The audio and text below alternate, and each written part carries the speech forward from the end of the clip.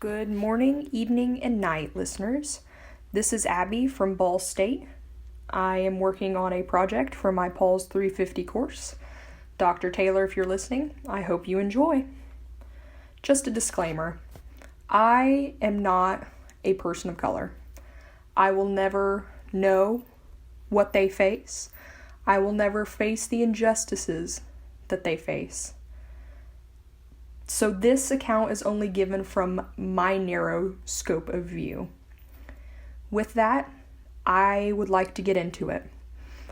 For my portion of the project, I decided to look at police protections from the law. Now, what are the problems with police protections from the law? Well, a broad answer that one could say in one word is racism.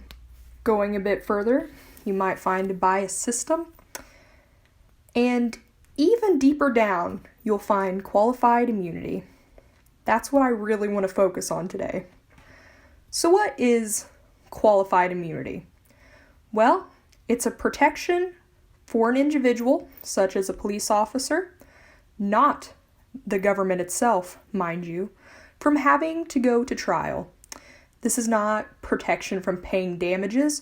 Rather, it is protection from actually going through a trial. There is a two-part qualification for qualified immunity. Official must show that their position has sensitive functions that require absolute immunity, i.e., police officers, they don't want to have to fear about doing their job correctly. They just want to react as they've been trained. Another qualification is that the individual must show that they were using protective functions when the action in question happened, meaning that they were acting within the parameters of their job, not outside it, not against protocol. History behind qualified immunity starts with the Civil Rights Act of 1871. Sadly enough, this is also called the Ku Klux Klan Act. It gave citizens the right to sue officials who violated their civil rights. Every state official who causes a deprivation of any rights guaranteed by the Constitution and laws, quote, shall be liable to the party injured. This, however, has been greatly expanded upon until qualified immunity has become an overarching law. If I could just talk for a minute about Miss Breonna Taylor, I would like to do so. This happened in Louisville in March. It was a tragedy. It was a botched raid. Police had a search warrant for drugs on two people. Taylor was supposedly dating one of these men who supposedly sold drugs, but Taylor had since cut ties with this man. Police entered Taylor's home with a battering ram in the dead of night. Taylor and her boyfriend Kenneth Walker were asleep. They panicked when they heard these sounds that the police were causing because they thought it was Taylor's ex. Walker got scared, as any person would. He grabbed a gun. He thought someone bad was breaking into their house to harm them. Acting as a scared individual, Walker fired once, hitting an officer. Police officers responded by firing 10 times. This was Brett Hankinson, by the way. Of these shots that Mr. Brett Hankinson fired, Miss Taylor got hit 5 times. This is a woman in bed who was asleep minutes prior.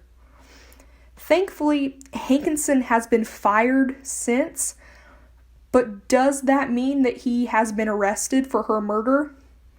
No. Miss Taylor struggled to breathe, but unfortunately, the ambulance that was supposed to be outside was actually told to leave an hour prior by police. This is against police protocol. Now, there is a debate on one of the key points of this case, which is whether the police announced themselves when they entered the house. Taylor's family said, and Walker, mind you, who was in the house, they said that police did not announce themselves when they entered. This is why Walker picked up a gun and fired, being scared seeing all of these people in his house. But police say, of course, that they did. So let's talk about some problems with qualified immunity. Well, the main problem here is that victims of police brutality rarely get relief in court. Officials don't have any reason to change failing systems that already cater to them. It keeps claims from being brought to court as well. Families feel like if the tables are already against them, why would they try? Which is sad. Instead of reviewing, analyzing, and applying constitutional doctrine to determine whether a person's rights were violated, a court can instead simply say that there has been no sufficiently similar case in the past. The result is that fewer courts ever resolve constitutional issues, and constitutional rights are hardly ever clearly established. Now, on the opposite end of the spectrum, there are some justifications for this. The Supreme Court says that qualified immunity keeps officers from having to pay for legal fees. Police unions, municipalities, or even insurance usually pays for this anyway. But as I said earlier, it also keeps officers from doing their job correctly due to fear of legal battles. So what it's saying is that, police have stressful jobs, they require quick fire action, they don't have any room to worry, and they have to have room to make mistakes because they're human. If I may offer some alternatives, I know that this is a complicated subject. I know this is beyond my pay grade as a Ball State student. I'm only 21. I haven't seen much of the world. And I realize this is complicated. The whole justice and police systems would have to be tweaked.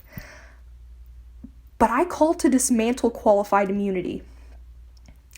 Police are human, but they should fear to make mistakes. They should fear having backlash from killing innocents. Jobs with such responsibility, they really do carry a lot of weight. And if somebody cannot handle it, maybe they should pick a different job. I know that I could not handle the weight of a police officer's job. I couldn't. That's why I'm not a criminal justice major. I also call to remove consistently biased judges. These judges with a track record to put the police above the law. No one is above the law, and that shield badge should not signify that. Previous cases should be reopened and reviewed, and that is only if the family chooses it and wants it.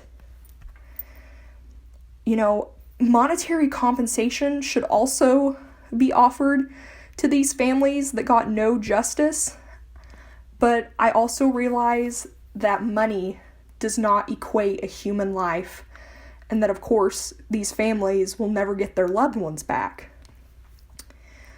I also think that it is a step up, so to speak, to expand upon police ethics training so that they don't have to rely on systems like qualified immunity in the first place.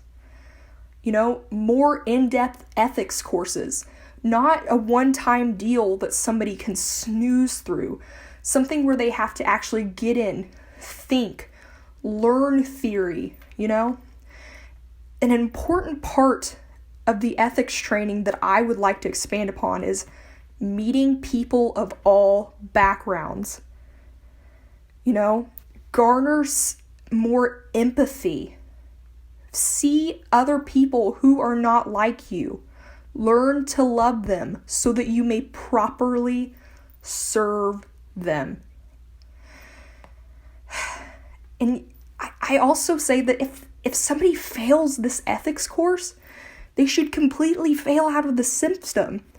If they cannot pass a class that is on being a good person, why do they deserve the job in the first place?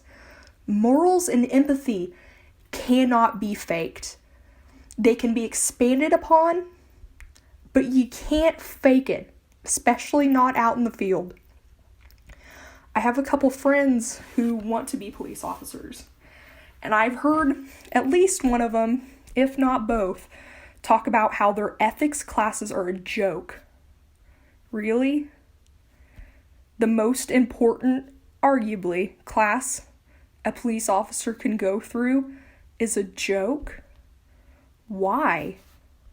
What isn't happening in these classes that make it such a snooze fest? Perhaps it's because lesson 1 in their ethics class is qualified immunity, and how all of this ethics training won't matter later. I implore you, if what I have said has resonated within you, please start petitions, make calls, demand action from our leaders. Community relations with the police will never get better unless something changes.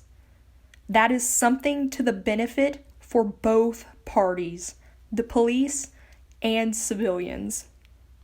And if somebody important, other than Dr. Taylor, of course, happens to be listening, I beg you, think on how large qualified immunity has gotten, how it has expanded itself, how people are suffering right now due to police protections from the law.